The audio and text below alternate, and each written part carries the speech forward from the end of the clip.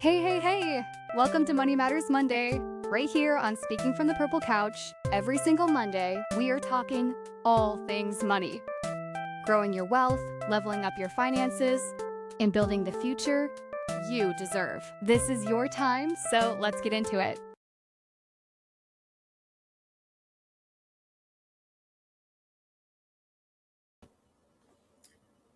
Hello and welcome back to Speaking from the Purple Couch. Again, this is Money Matters Monday, and this is episode 2. And what are we talking about today? The $5 habit that can change your finances. So, are you ready? Set and let's go. So, what if I told you that just $5 a day could completely change your financial situation? Not 500, not 5,000, just $5.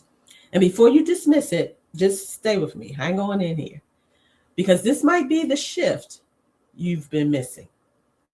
Okay. Again, let's welcome you to Money Matters Monday, where we make money make sense. I am not a financial advisor, but I am a CEO of a nonprofit focused on educating, elevating, and empowering. And today we're talking about something simple but powerful: how small daily habits can create big financial change. Why small amounts matter. Let's start here. Most people ignore small amounts of money. They say things like, it's just $5. That doesn't make a difference. I'll save when I have more. But here's the truth: small amounts repeated consistently become large results. The problem is not the amount, it's the lack of consistency. And if you've been on my channel before, I've been talking about consistency, even consistency posting on YouTube because it makes a difference. Okay. So when we're talking about consistency, it's because we want to what? We want to see our money grow. That is why we want to have consistency. So the math is explained very simply. Let's break this down so that you can see it clearly. If you save just $5 a day, that's $35 a week. That's about $150 a month, about $1,800 a year. Now pause. That's not small anymore. That's structure, and that's without even adding growth. Meaning, what did we talk about before? Putting your savings into a very good interest bearing account so that it can work for you, it can grow, it can become employed, right? So I want you to think about this. Okay, we talked about $35 a week.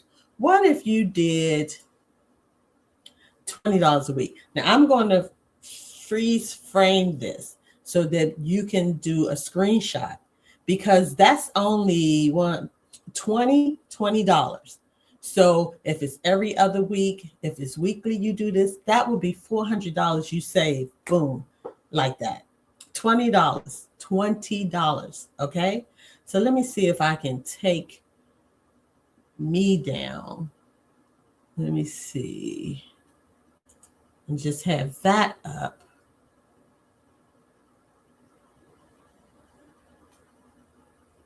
So you can kind of freeze frame that for a minute.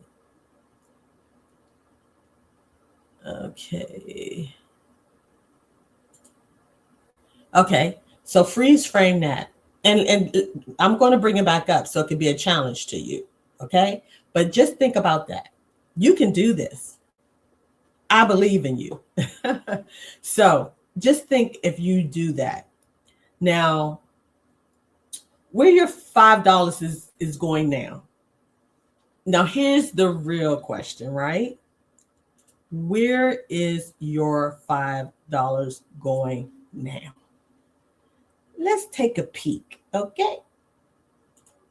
How about this? The true cost of daily coffee stops. Daily stops at pricey coffee joints may not seem like they would have a big impact on your wallet, but because of the power of compounding over time, those cups of Joe could have really added up. So that's one place your $5 can come from.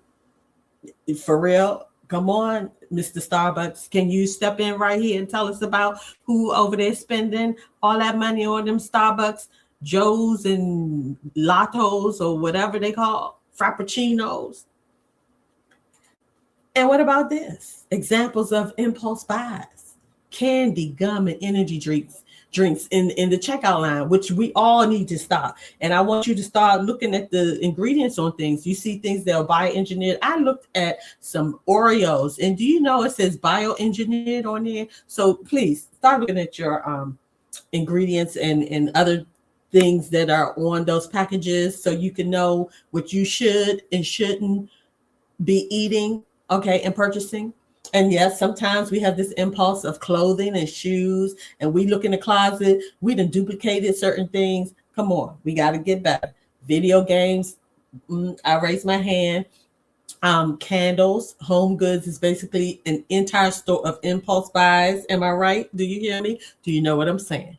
Home improvement purchases, some we need, some we want. Toys to keep the kids under control at the store. Why? No, we can do other things, okay?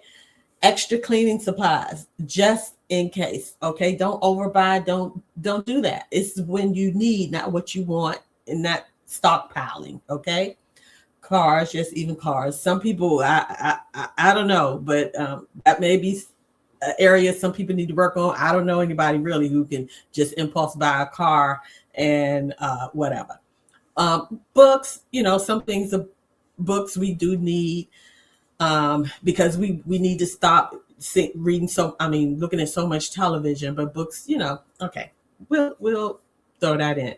Treat yourself buys. Yeah, I do believe in treating yourself, but not every day and not every week, but you should, have a time when you do treat yourself. And again, we talked about the coffee and the takeout and the deliveries, because I'm guilty as charged. Uber, DoorDash, Grubhub. Yes, I am trying to wean myself off of that, because really, come on, those fees on top of the delivery fee, come on, it's getting out of control. So yes, there are many places we can find that $5. So it's going towards those snacks, those convenience purchases, those small impulse buys, those apps and subscriptions. Here I am. I talked about that in the last episode. I had to go through my bank account, my bank statements, to see what was being debited from these subscriptions I had. Things that I was like, wait a minute, I don't even use that app anymore. I don't even realize that I actually subscribed to that. And so I started cancel. So we got to get on top of that too. And because it feels small, you don't notice it until you really sit down and say, wait a minute, I want to gain control of what's going on with my money and my finances. But it adds up the same way savings does. Okay. So we got to do some things better. We have to. So how to apply the $5 habit? So let's make this practical. Here's how you actually apply this. Identify one $5 expense. Not everything, just one. Something small that you can redirect. Replace the habit. Instead of spending it, move it intentionally. Put it in a savings, set it aside, transfer it digitally. Okay, now they have those little things where you have the saving pockets, the booklet. I have one of those too. And, stick it in there, or do the envelope thing. People have that envelope program or process. Do the envelope thing. Okay. Then you create consistency. This is the most important part.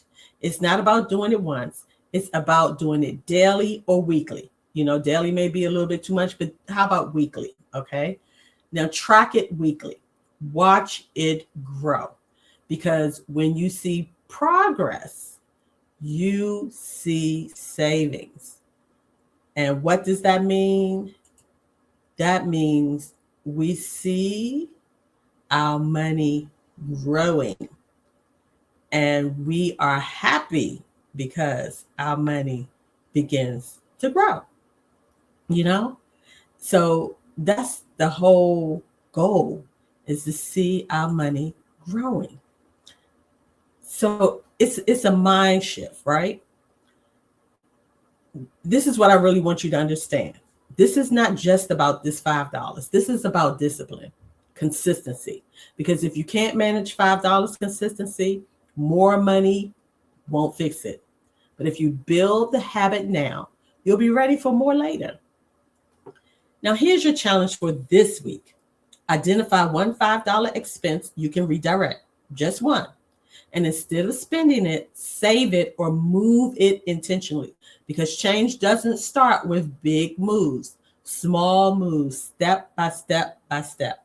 That's what we want to do. We want to go step by step by step. Okay? We want small savings. Begin by saving small amounts regularly to build a substantial fund over time. We want to track our spending. Monitor daily expenses to gain control and insight into financial behavior. Number 3, we want to automate payments. Set up automatic payments to avoid late fees and build a good credit score. Number 4, reduce impulse buying. Implement a cooling off period to curb unnecessary purchases. Number 5, regular investing. Make consistent investments to grow wealth over time. And 6, long-term goals. Focus on sustained effort and celebrate milestones towards financial success. Even when you do get that first $5, celebrate that. I don't mean go out there and buy anything, but just, give yourself a pat on the back and say, all right, you on the right track. Hey, girl. And, oh, hey, boy. So that's what we want to do. We want to start small. And I want you to put in the comments, I'm building consistency. Okay. And also, you want to develop effective habits for consistency. Again, we're going to start small and build momentum. We're going to have these routines and schedules. We're going to have accountability partners.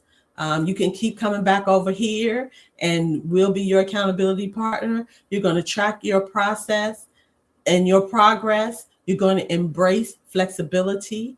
You're going to have this mindset and motivation.